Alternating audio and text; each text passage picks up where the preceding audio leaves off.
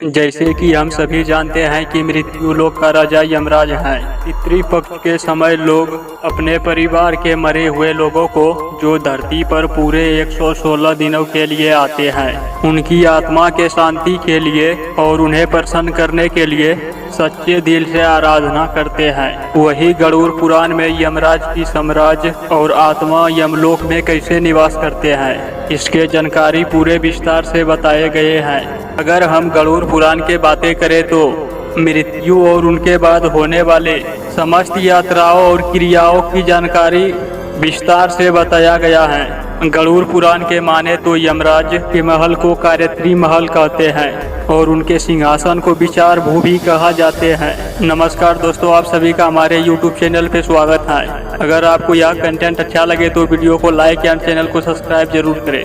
तो चलो चलते हैं वीडियो की ओर।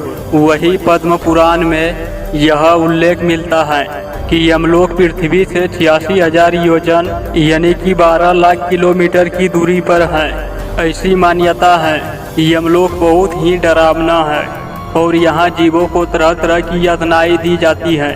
आपको जानकर हैरानी होगी, लेकिन सत्य यही है। और गरुड़ पुराण में भी इस बात का उल्लेख है कि यमलोक में 4 द्वार बताए गए हैं, जहाँ पूर्वी द्वार से प्रवेश सिर्फ धर्मात्मा और पुण्यात्मा को ही मिलती है, तो वही दक्षिण द्वार से पापियों का प्रवेश होता है, जिसे यमलोक में भयानक यातनाएं भुगतना पड़ता है। जबकि साधु संतों को उत्तर दरवाजे से और दान पुण्य करने वाले मनुष्यों को पश्चिम द्वार से प्रवेश मिलता है। बता दे कि यमराज और यमलोक की सेवा और कोई नहीं बल्कि उन्हीं के यमदूत करते हैं। द्वारपाल को धर्म ध्वज कहते हैं। जान ले कि ऋग्वेद में जहाँ कबूतर और उल्लू को यमराज का दूत बताया गया है, तो वही गरुड़ पुराण में कौवा को यमराज का दूत बताया गया है। दिलचस्प बात यह है कि यमलोक की द्वार पर 2 विशाल कुत्ते पहरा देते हैं। क्या आप जानते हैं कि यमलोक के भवन का निर्माण देवशिल्पी भगवान यानी कि विश्वकर्मा ने किया है।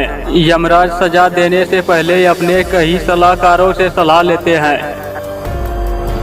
यही नहीं, यमराज की सभा में कई चंद्रवंशी और सूर्यवंशी राजा सलाहकार की भूमिका वह खूबी निभाती हैं।